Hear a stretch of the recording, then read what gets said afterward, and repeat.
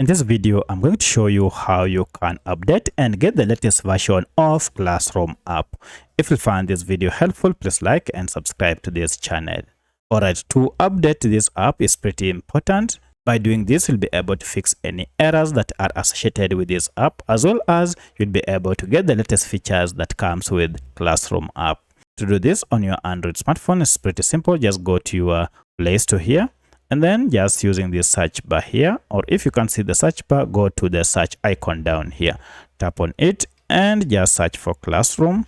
And to search it, tap on the search icon, and as you can see, we have our Classroom app here. It is from Google LLC.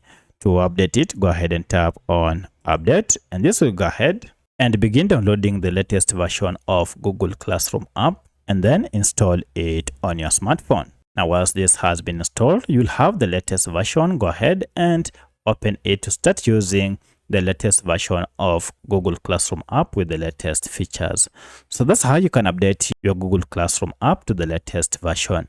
If you have any other question, kindly let me know in the comment section. Otherwise, thanks for watching, and let's meet in the next video.